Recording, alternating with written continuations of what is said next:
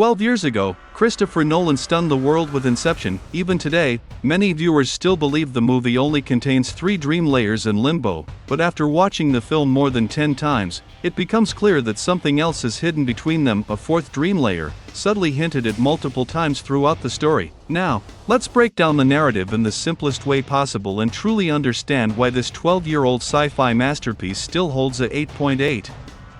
Rating: Leonardo DiCaprio plays Cobb, a professional extractor. His job is to infiltrate other people's dreams and steal valuable corporate secrets. Years earlier, Cobb and his wife became obsessed with dream research.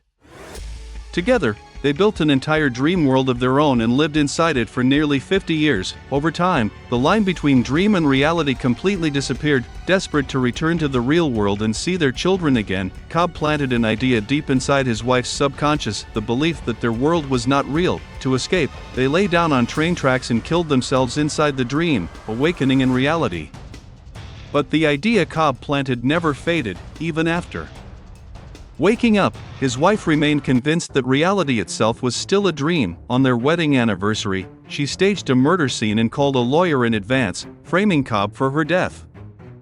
Then, right in front of him, she jumped from a building. From that moment on, Cobb became a fugitive, and his wife became a recurring presence in his mind, appearing inside his dreams, sabotaging his missions. One day, Cobb and his partner Arthur attempt to steal secrets from a powerful energy tycoon named Saito. Cobb's wife suddenly appears in the dream and captures Arthur. Saito realizes he is dreaming. To force Cobb to reveal his employer, Cobb's wife shoots Arthur. Although it's a dream, pain is still real. To end his partner's suffering, Cobb kills Arthur himself. Arthur wakes up and throws Cobb into a bathtub, using the sensation of falling to wake him. Cobb and Saito awaken in the same room but are quickly captured again. When Saito touches a carpet he hates, he realizes he's still dreaming. The mission fails, and Cobb's team retreats. As they escape by helicopter, they discover Saito has been waiting. A traitor has exposed them. Instead of killing Cobb, Saito makes him an offer. He wants Cobb to perform Inception, planting an idea instead of stealing one. The target is the son of a dying business tycoon, Fisher. If Cobb can convince Fisher to dismantle his father's empire, Saito will dominate the industry. In return, Saito promises to clear Cobb's criminal record and reunite him with his children. Cobb accepts. He assembles a new team. His father-in-law introduces him to Ariadne, a brilliant architect capable of designing dream worlds. On her first attempt, she effortlessly bends cities and folds space, stunning Cobb. He teaches her one critical rule: never recreate real memories, or you risk getting lost between dream and reality forever. Time moves differently in dreams. 1 minute in reality equals an hour in the first layer. In deeper layers, time stretches even further. To wake up, one must die or experience a sudden fall. To tell dreams from reality, each person carries a totem. Cobb's is a spinning top. If it spins forever, he's dreaming. The rest of the team joins: Arthur the planner, Eames the forger who can impersonate others, and Yusuf the chemist who designs powerful sedatives. Their plan involves 3 dream layers. In the first layer, they exploit Fisher's broken relationship with his father. Eames disguises himself as Fisher's uncle and hints at a hidden will. In the second layer, they deepen the idea, turning it into Fisher's own desire to build something new. In the third layer, Fisher discovers the will himself, realizing his father wanted him to live freely, not follow the same path. As Fisher flies home for his father's funeral, the mission begins. Once the sedatives kick in, the dream collapses into chaos. A train crashes through the city, and armed soldiers attack. Fisher has been trained to defend against dream invasion. Saito is critically wounded. Killing him would normally wake him, but not this time. Yusuf used an extremely strong sedative. Death would send them into limbo forever. There's only one option left: finish the mission. At this point, it's important to understand that Uncle Peter is not a real person at all, but merely a projection created by Fisher's subconscious. In order to uncover his uncle's true intentions, and to find out what the will actually says, Fisher follows Cobb's advice and decides to enter his uncle's dream. The point man, Arthur, is left behind on this level to hold off Fisher's defensive subconscious and ensure that everyone can fall simultaneously. The rest of the team descends into the third dream layer. In this layer, Fisher's mental defenses are unbelievably strong. Meanwhile, back in the first dream level, the chemist is already facing deadly danger from Fisher's subconscious. If anyone dies here, all of them will fall into limbo and never wake up again. To prevent that from happening, the chemist has no choice but to play the agreed-upon music as a signal. He prepares to drive the car straight into the lake, using the sensation of falling to wake everyone up. That means the first dream has only 10 seconds left. The second dream has 3 minutes remaining. Arthur ties everyone together with ropes and begins moving toward the elevator, while the team in the third dream has just 1 hour left. Their battle with Fisher's defenses triggers a massive avalanche. The team splits into 2 groups. Eames draws enemy fire, while Cobb provides sniper cover, allowing Fisher to enter the compound through a tunnel. Just as Fisher is about to open the vault, a shadowy figure appears. It's Cobb's greatest nightmare. He shoots Fisher on the spot. Cobb and the others rush in, and now comes the most controversial part of the movie.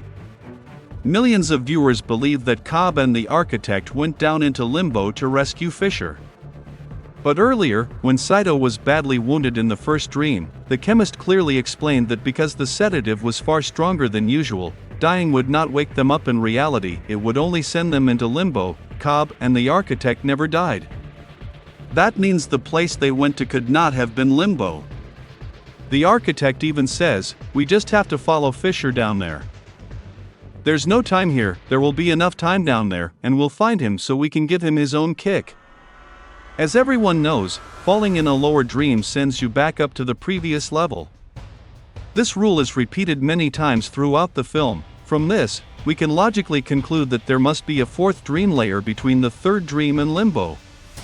Cobb and the architect enter this fourth level and find Fisher. The architect and Fisher return to the third layer by falling. If this place were truly limbo, they would have needed to commit suicide to leave, not simply fall. This once again proves that this is a fourth dream layer, not limbo. Cobb then finds his wife and finally tells her the truth. Years ago, he implanted the idea in her mind that the world wasn't real, which led her to jump to her death in reality. The woman before him now is nothing more than a projection of his guilt. After saying goodbye, he finally lets her go. Meanwhile, back in the third dream, Fisher opens the final vault and sees his dying father. He learns that his father always believed in him. Inside the vault, Fisher finds the will and a pinwheel, symbolizing that his father wanted him to live a different life. Overwhelmed with emotion, Fisher finally accepts the truth. Seeing that the timing is right, Eames detonates the explosives. The third dream begins to collapse. At the same time, the elevator in the second dream starts falling. And in the first dream, the car plunges into the lake. Everyone wakes up except Cobb and Saito. After reaching the shore, Fisher tells Eames, disguised as his uncle, that he will honor his father's wishes and dismantle the company to live for himself. The Inception mission is a complete success. Cobb, however, has drowned. This time, he truly enters limbo and encounters Saito, now an old man, just like the opening scene of the film.